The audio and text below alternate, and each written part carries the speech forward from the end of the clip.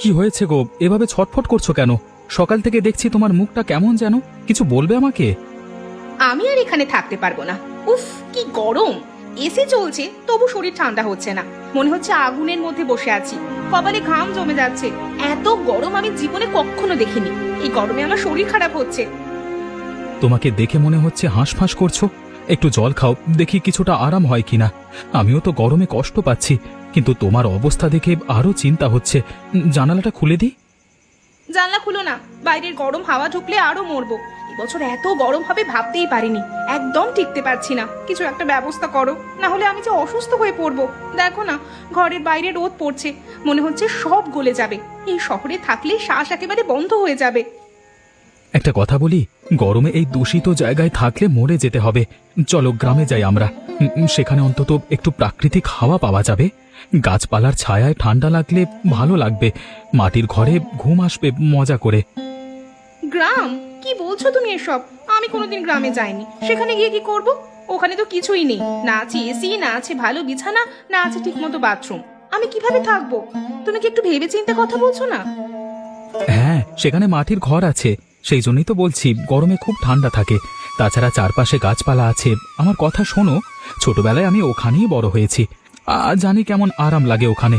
অত বড় বড় গাছের নিচে বসে বাতাস খাওয়ার অনুভূতিটা একদম আলাদা। তুমি একবার গেলে বুঝতে পারবে। কিন্তু সেখানে থাকতে পারবো কিনা জানি না। এই জীবন ছেড়ে এদো গ্রামে গিয়ে কি যে করব, তোমার কথা শুনে বুঝতে পারছি না। শহরের সুখ স্বাচ্ছন্দ্য ছেড়ে মাটির ঘরে থাকতে হবে ভাবতেই আমার অদ্ভুত লাগছে। মানুষ দেখলে কি বলবে আমাদের? আমার উপরে ভরসা করো, আমি তোমাকে কষ্টে রাখবো না। একবার চেষ্টা করে দেখো, ভালো না লাগলে ফিরে আসবো। 2-3টে দিন দেখো, যদি একদম না পারো তাহলে চলে আসবো। কিন্তু একা একা কি করব? তোমার তো অফিস আছে, তুমি তো থাকতে পারবে না সারাদিন। আমি কার সাথে কথা বলবো? সারাদিন বসে থাকবো নাকি নিজের মতো? মা আছে, সবাই মিলে কয়েকদিন থাকলে মন ভালো হয়ে যাবে। মা তোমাকে খুব ভালোবাসে, তোমার সব দেখভাল করবে। আর গ্রামের মানুষ খুব সহজ সরল, একটু কথা বললেই বুঝবে। আচ্ছা বেশ, তোমার কথায় রাজি হলাম, কিন্তু যদি মানিয়ে নিতে না পারি তাহলে কিন্তু ফিরে আসবো। প্রমিস করো, আমাকে তুমি জোর করবে না। অবশ্যই, তোমার ইচ্ছাটাই আমার কাছে বড়। চলো কালকে সকালেই রওনা দিই।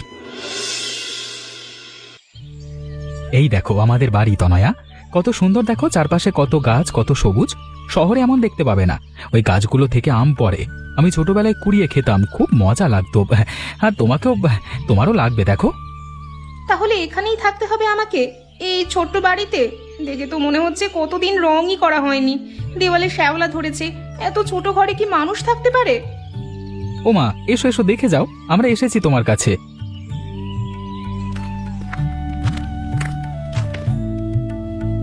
কে বাবা? অর্ণ, তুই এসেছিস বৌমাকে নিয়ে? কতদিন পর তোদের মুখ দেখলাম। আয় আয়, ভেতরে আয়।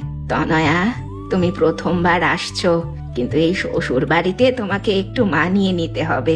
আমরা গরিব মানুষ, তোমাদের শহরের মতো এখানে আমাদের বড় বাড়ি নেই, কিন্তু মন থেকে বলছি তোমার এখানে খুব ভালো লাগবে। এসেই যখন পড়েছি তখন তো ভালো লাগাতেই হবে। আর আমি যথেষ্টই বুঝতে পারছি, দেখছি তো সবকিছু একটু আলাদা। একেবারে অভ্যেস করতে সময় লাগবে, একটু ধীরে ধীরে মানিয়ে নেওয়ার চেষ্টা করব। আসলে মা, শহরে ভয়ঙ্কর গরম, তাই আসতে বাধ্য হলাম। না হলে তনয়া অসুস্থ হয়ে পড়তো। এখানে অন্তত একটু আরাম পাবে।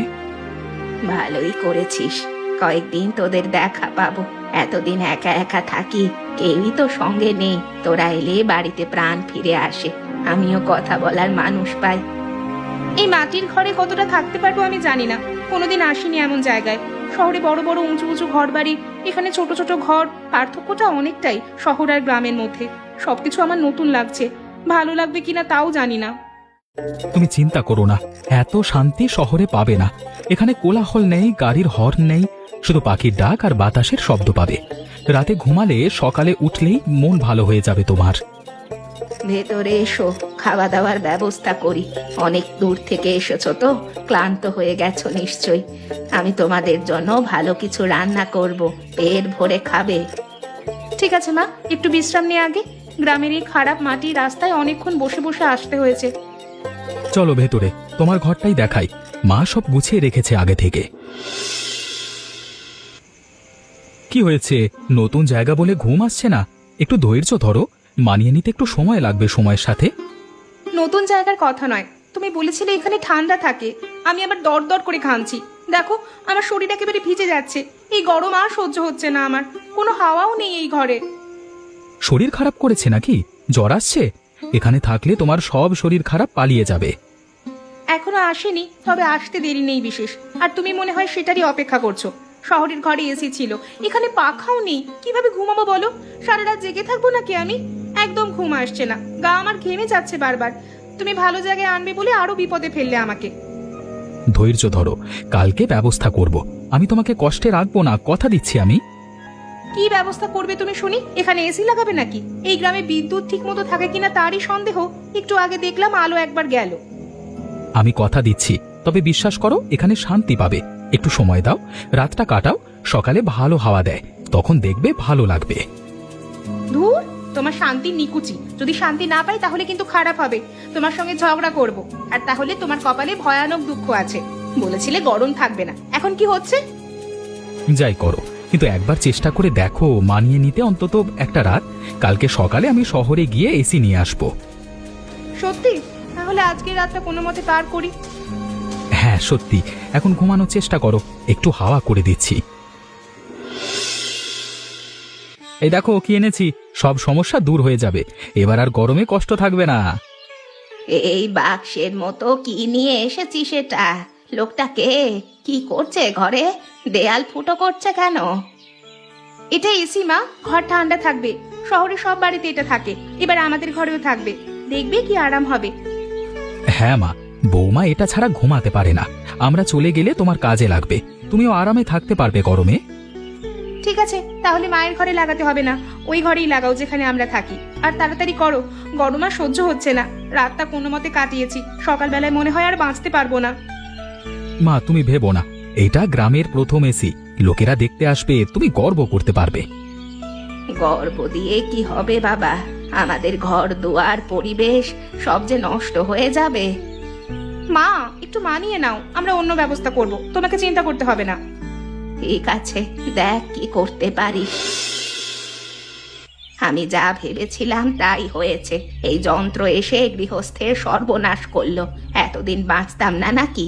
কত বছর এই ঘর থেকেই সংসার চালিয়েছি, এখন দেখো কি অবস্থা। শহর থেকে বউ এসে আমার সর্বনাশ করে দিল। কি হয়েছে গো? মুখ দেখে মনে হচ্ছে খুব রাগ হয়েছে। কি হলো তোমার? আজ সকাল থেকে তোমাকে বড্ড বিরক্ত দেখছি কেন? চোখে দেখতে পাচ্ছ না? জল পড়ে পড়ে আমার মাটির ঘর নষ্ট হয়ে যাচ্ছে। আমাদের গ্রামের ঘরে কি এরকম জিনিস লাগানো যায় বলো? শুনেছি এই যন্ত্র নাকি ঘর ঠান্ডা করে। সবাই বলছে তোমাদের ঘরে বাহারি জিনিস এসেছে। গ্রামে সবাই কথা বলছে তোমাদের নিয়ে এখন। বাহারি না চাই, এবার গ্রামের পরিবেশ ধ্বংস হবে। গ্রামে এসে প্রকৃতির মধ্যে বাঁচা যায় না। যদি শহরটাকেই এখানে তুলে আনতে হয় তাহলে এখানে এসে লাভ কি বাপু? আমরা কি এতদিন মরে গেছিলাম? আমার মা, আমাদের 14 পুরুষ এই পরিবেশের মধ্যেই বেঁচেছে। একটা কথা বলবো, তোমার ছেলে বউকে একটু বেশি ভালোবাসে। এতদিন তোমার গরমের কষ্ট চোখেও দেখেনি, তুমি একা একাই কষ্ট করেছো, সে খবরও নেয়নি। এখন বউয়ের জন্য সে সব করছে। এসব ভেবে কি হবে?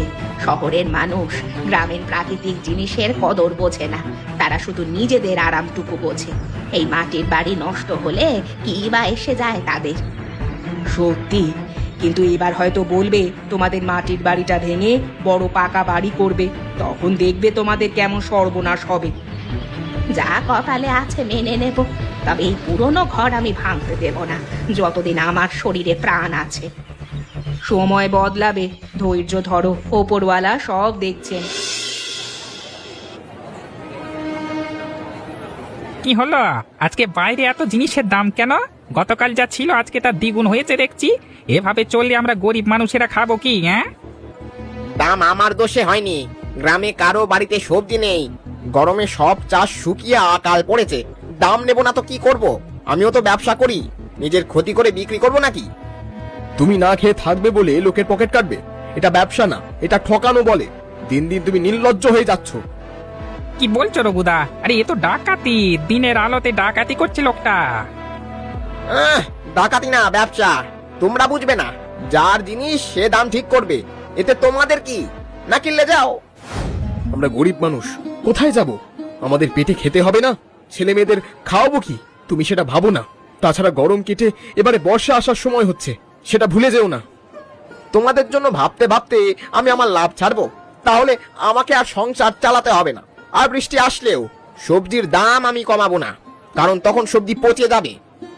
মানুষের বিপদের সময় না পাশে দাঁড়ানো উচিত, আর তুমি সুযোগ নিচ্ছ, এটা ঠিক না। মনে রাখবে, সবার সময় সমান যায় না। নিতে ইচ্ছে হলে তুমি নাও, না হলে ফটো এখান থেকে। কেউ তোমাকে আটকাচ্ছে না। তোমার বক বক শোনার জন্য আমি এখানে বসে নেই। আমি তোমার মতো নই, পেটে খেতে পাচ্ছি না কিন্তু চুরি করব না। সততা আমার কাছে বড়। রঘু ঠিক বলেছে, তুমি লোভী, শয়তান, নির্লজ্জ একটা, তোমার লজ্জা নেই। হ্যাঁ, কি বললে আমাকে? চলে যাও, চলে যাও আমার দোকান থেকে। মনে রেখো, এই মতিহারকে ছেড়ে তোমরা অন্য কোথাও যেতে পারবে না। ওর সাথে কথা বলা বেকার, আমরা অন্য কোথাও দেখি। মা, আর এবছর তো দেখলাম হঠাৎ করে খুব বৃষ্টি এসে গেল গো। এই তো সকাল পর্যন্ত রোদ ছিল, এখন আবার কাল বৈশাখী হয়ে এত জোরে বৃষ্টি এসে গেল, দেখে মনে হচ্ছে বন্যা আসবে। তোদের আর কি আছে বল? তোরা তো ঘরে এসি লাগিয়ে আরাম করে বসে আছিস। না গো মা, চিন্তা তো আমারও হচ্ছে। চিন্তা তোর এতদিন হয়নি, যখন তোর মা এখানে এই অবস্থায় পড়েছিল? তুমি আমার উপর রাগ করেছো মা? দেখ বাবা, তোরা থাকিস শহরে, গ্রামের বাড়ি সম্বন্ধে তোদের মনে দয়া মায়া থাকবে না, এটাই স্বাভাবিক। কিন্তু তার মানে তো এটা নয় যে তোরা দুদিনের জন্য শহর থেকে গ্রামে বেড়াতে এসে গ্রামের বাড়ির সবকিছু পরিবর্তন করে দিবি। মা, আমি তো কিছু পরিবর্তন করতে চাইনি, শুধু একটু উন্নতি করতে চেয়েছিলাম। উন্নতিটা যদি স্বাভাবিক কারণে করতে চাইতিস তাহলে বুঝতাম, কিন্তু যাই হোক, তোদের সাথে এই নিয়ে আমার তর্ক করার কোনো ইচ্ছা নেই। শুধু এতটুকু বলতে রাখি যে এটা তোর বাপ ঠাকুরদার আমলের বাড়ি, এখানে তোর শহরের নিয়ম কানুন চলতে আমি দেব না। ঠিক আছে মা, আমাকে ক্ষমা করে দাও। আর তাছাড়া তোদের এই এসির জন্য দুদিনের মধ্যেই ঘরের মাটি অনেকটা ধসে গেছে। এবার এই বৃষ্টির মধ্যে কি হবে আমি জানি না। তুমি চিন্তা করো না, আমি সব ঠিক করে দেব মা। আমি ভাবছি আমাকে একটু সময় দাও।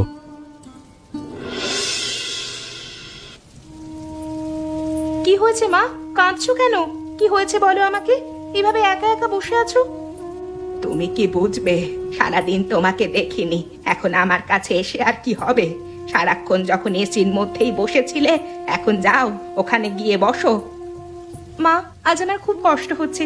শুনেছি তোমার কথা, নিজে আমাদের ঘর দেখে বুঝেছি আমার ভুলেই সব নষ্ট হয়েছে। আমি খুব লজ্জিত, তোমার কাছে আমি ক্ষমা চাইতে এসেছি। তুমি বলছো এ কথা? আমার সাধের ঘরখানা নষ্ট হওয়ার দুঃখেই কাঁদছি আমি। এখন এই ঝড় বৃষ্টির মধ্যে যদি ঘরটা ভেঙে পড়ে তাহলে কোথায় যাব বলতে পারো? তোমার স্বামী একটু আগে এসে আমাকে সান্ত্বনা দিয়ে গেল, কিন্তু সান্ত্বনা পেলেই তো আর হবে না। এই পরিস্থিতি থেকে উদ্ধারও পেতে হবে আমাদের।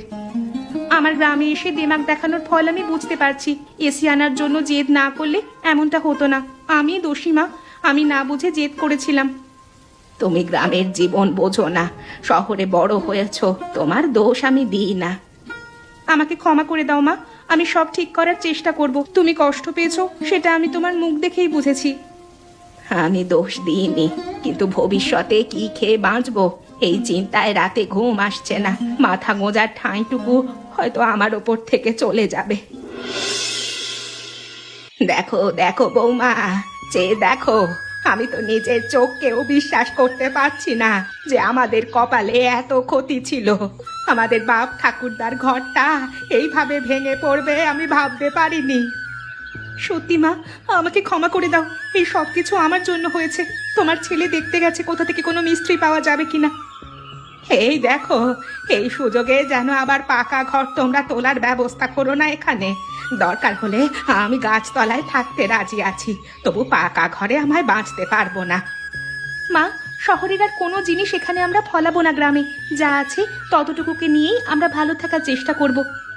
কিন্তু সেই বুদ্ধিটা তোমার স্বামীর মাথায় ঢুকলে তবে তো ভালো। ও যাই বলুক, এই ভাঙা ঘরের জায়গায় আমরা আবার মাটির ঘর তুলব। জানি না তোমরা কি করবে, আমি কিছু বুঝতে পারছি না। কেঁদো না মা, তুমি যত কাঁদবে আমার তত খারাপ লাগবে। চলো মা, তাড়াতাড়ি জায়গাটা বানাই আমরা, তোমার ছেলে এসে যাবে মিস্ত্রিকে নিয়ে। ঠিক আছে, চলো। অর্ণব বাবা, দেখো তো সবকিছু ঠিক হচ্ছে কি না। কাকা, এই গ্রামের মানুষজন যেমন তুমিও দেখছি সেরকমই। কেন বাবা, আমি কি কোনো ভুল করলাম? ভুল করলাম কিনা বা জিজ্ঞেস করছো? আমি তোমাকে বললাম ইট দিয়ে পাকা ঘর বানাতে। বর্ষায় আমাদের মাটির ঘর ভেঙে গেছে। বোকামি করে আবার কেন মাটির ঘর বানাতে যাব আমরা? আমার কাছে পয়সা আছে যখন আমি পাকা ঘরে থাকবো। কিন্তু তোমার মা যে পাকা ঘর করতে মানা করেছে। মা অনেক কথাই বলে। গ্রামের লোকজনদের সাথে কথা বলতে গেছে মা আর আমার বউ। সেই সুযোগে তুমি তাড়াতাড়ি করে পাকা ঘর তৈরি করা শুরু করে দাও, তাহলে মা এসে আর কিছু বলতে পারবে না। কিন্তু সেটা কি ভালো হবে? এরকম কাজ করলে উনি আমার উপর রাগ করতে পারেন। তুমি তো 2 দিন পর চলে যাবে শহরে, কিন্তু আমরা তো এই গ্রামেই থাকবো, আর আমি ওনার প্রতিবেশী। এমন কাজ আমি করতে পারবো না বাবা। তোমার কি মাথায় কোনো বুদ্ধি শুদ্ধি নেই নাকি? আমি তো তোমাকে অনেক টাকা দেবো বলেছি। এত টাকা তুমি কোনোদিন চোখে দেখেছো? বাবা, টাকার জন্য তো আমি জীবনে খুব কষ্টে আছি, কিন্তু তাই বলে তো নিজের সততা বিসর্জন দিতে পারবো না। আর তাছাড়া বৃষ্টি থেমে গেছে, এই ঘর ভেঙে পড়েছিল তোমাদের এসির জন্য। আমি এমন ভাবে এবারে মাটির ঘর বানিয়ে দেব যাতে আর ভাঙবে না। দেখো, তোমার বকবক শোনবার মতো আমার হাতে সময় নেই। তাহলে আমাকে ছেড়ে দাও বাবা। আমি তোমাকে ছাড়বো না। এই গ্রামে আর কোনো মিস্ত্রি নেই যাকে দিয়ে আমি কাজ করাতে পারি। তোমাকেই করতে হবে এখন, না হলে কিন্তু তোমার কপালে দুঃখ আছে, সেটা জেনে রেখো তুমি। আমি যেটা বলেছি সেটাই তোমাকে করতে হবে। কি হচ্ছেটা কি এখানে? কি হয়েছে কাকা? তুমি এরকম করে মাথা নিচু করে দাঁড়িয়ে আছো কেন? দেখো বৌমা, তোমার স্বামী আমাকে দিয়ে পাকা ঘর বানানোর জন্য জোর করছে এবং ওই খারাপ হয়ে যাওয়া এসিটা আবার লাগানোর চেষ্টা করছে।